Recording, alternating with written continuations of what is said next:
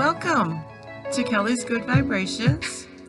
Tonight we're going to discuss the difference between being in love and being infatuated. If you enjoyed this video, please hit like, share, and subscribe. I'll see you in a minute.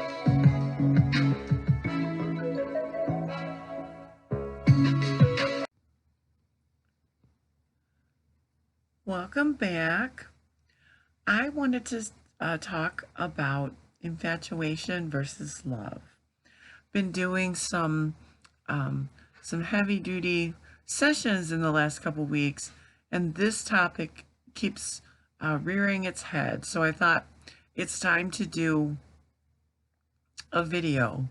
So when you first meet someone new and you're feeling euphoric, sleeplessness, loss of appetite, rush of motivation, congratulations, you're infatuated. There's a universal evolutionary path from infatuation to love attachment that occurs in our brains. When we're infatuated, the chemicals in our brains are in overdrive. Scientists compare the serotonin levels in our brains at this stage to being on par with obsessive compulsive disorder. The dopamine is through the roof. Being infatuated with someone requires no thinking. It's all that dopamine, surging through. It's a quick attraction. Boom. As soon as you see this person, you're already fantasizing about your future together. You're ticking all the boxes and rewriting their story based upon your needs and expectations. But we'll get to that in a minute.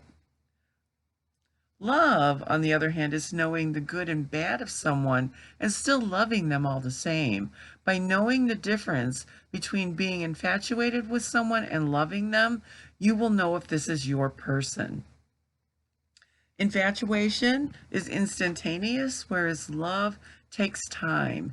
Even with the people that say, I loved them the minute I saw them,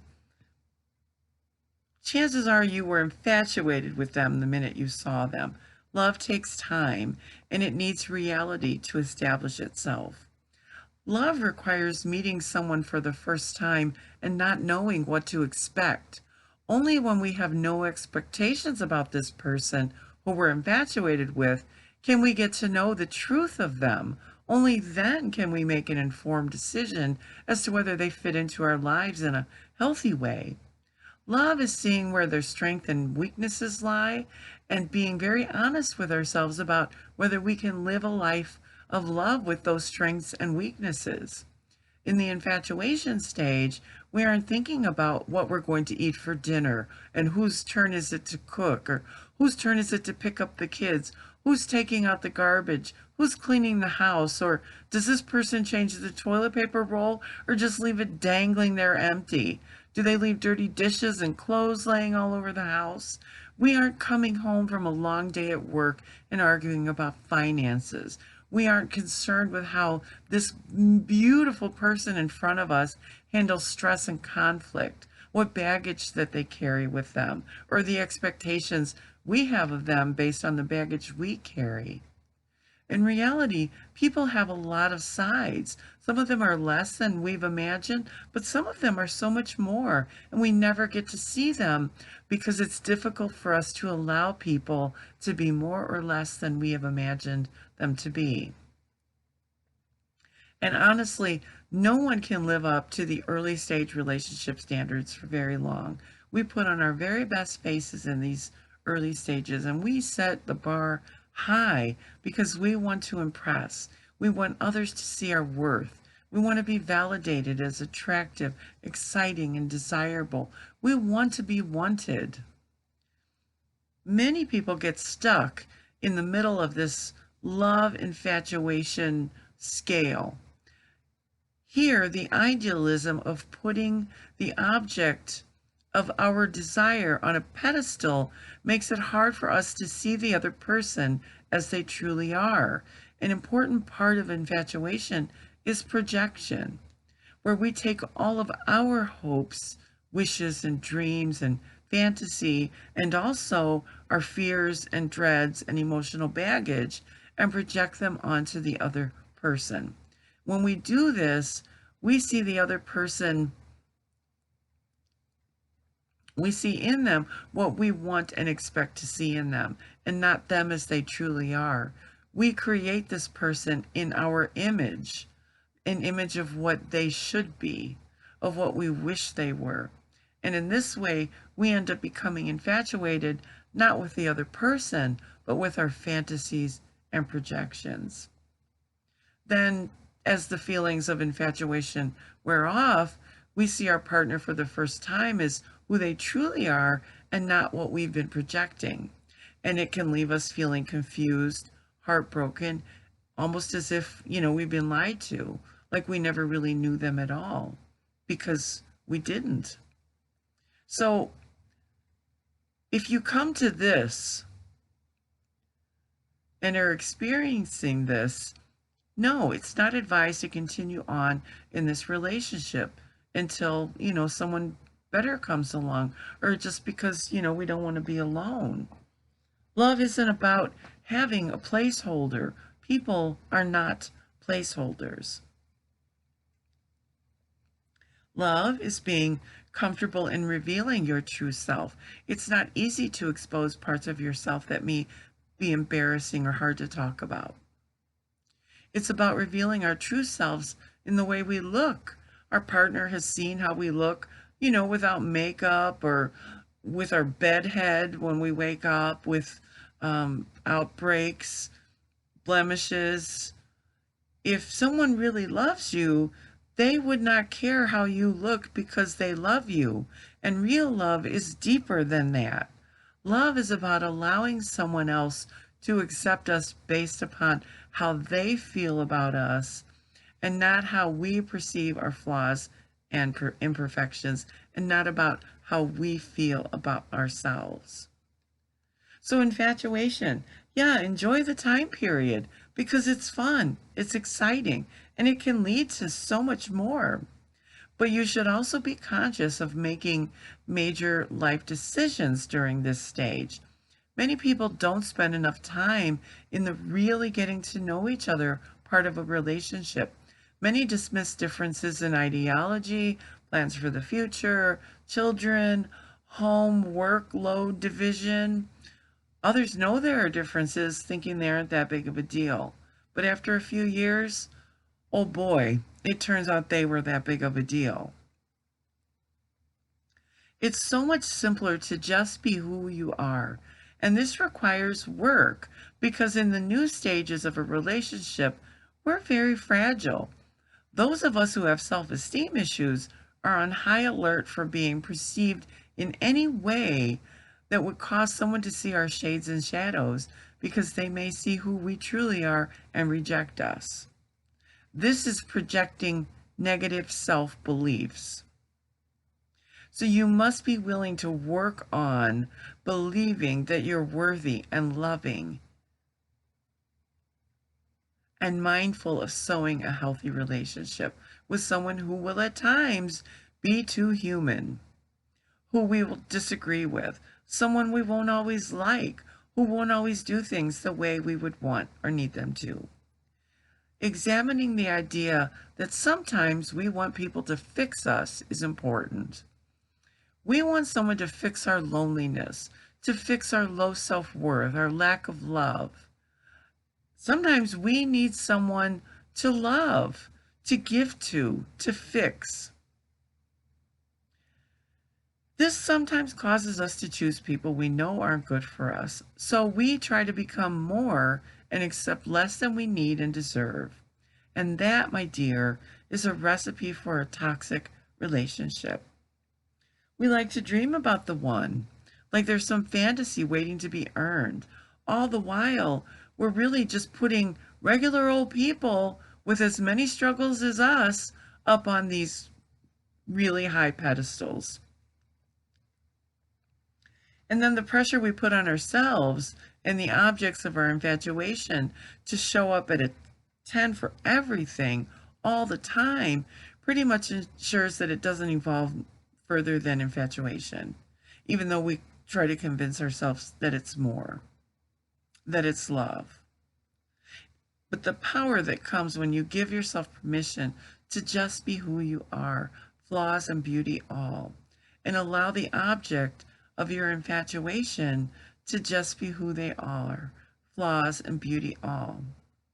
That gives you the opportunity to determine if you actually fit mindfully into each other's lives, not to make each other whole, but to wholly work together to be the best version of yourselves you can be each day. So to be in relationships with others is an innate need in us human beings. We are more content when our life features healthy, fulfilling relationships, be they friendships, romantic love, or family. But squeezing happiness out of a relationship isn't love. Finding love within yourself, for yourself, is earth moving. When you take a moment to acknowledge the love in you, you have an opportunity to release codependent, draining relationship patterns. And when you're full of love, you begin to attract other love-filled human beings who vibrate on that same frequency. You may also attract those who are in need of healing, but that doesn't mean you have to get into a romantic relationship with them and spend the rest of your life giving them everything and getting nothing in return. So you send them healing energy, and then you move along your path and allow them to move along their path. One of the truest signs of self-love is when you love yourself enough to walk away from things that are not good for you. So what are some practical takeaways? When you start dating someone for the first time, listen to your intuition. Listen to your intuition. Listen to your intuition. It's really important, so I said it 3 times. We tend to weigh our intuition against our need to be with someone, and our intuition tends to lose. How many times have you said at the end of a relationship, I should have listened to my intuition in the first place? So rather than having those regrets, just do it now. Set boundaries for yourself in how you need to be treated. Determine to not recreate this person, but view them exactly as they are, flaws and all. Sit down before the date and let go of all thoughts about this person. Let go of all the beliefs you already have, the stories you've already accumulated, and especially expectations, desires, and needs you have toward a relationship in general. Sit down and look at all this and say, this is just a thought. Love it and let it go. Do this with everything that comes up. Allow yourself to really sit with this and to process it and love it and let it go. And then empty yourself completely and go out on a date with this person and experience the now.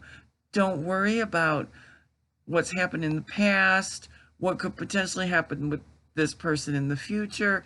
Just allow yourself to experience a moment with this person in the now. That's really where magic begins.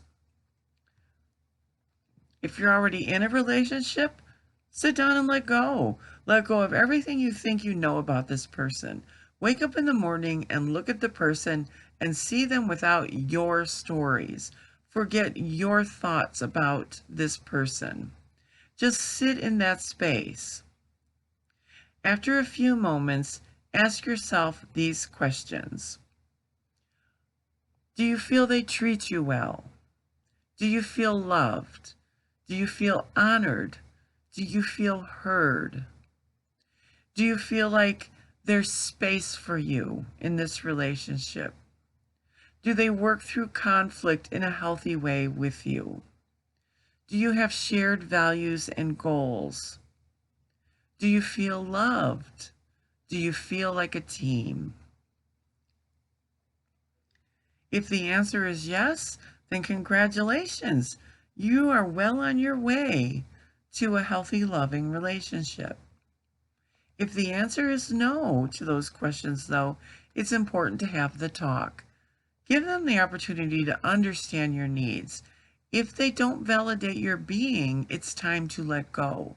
Staying with someone who doesn't actively participate in your evolution, in the evolution of your relationship, and who has no ability to do so, will only cause you to invest more of yourself, to waste more of your time and effort put into a relationship that will quickly become toxic.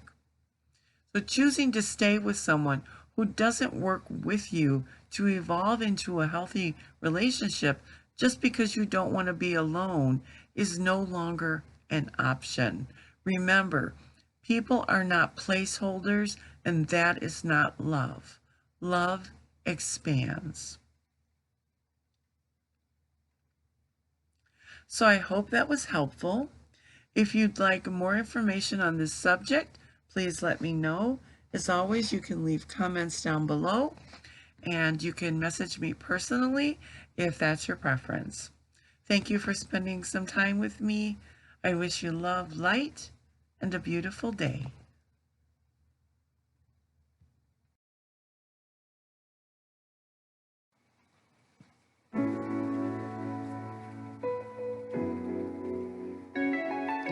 Thank you for joining me for this video. Again, if you enjoyed it, please hit like, share, and subscribe. Have a beautiful day.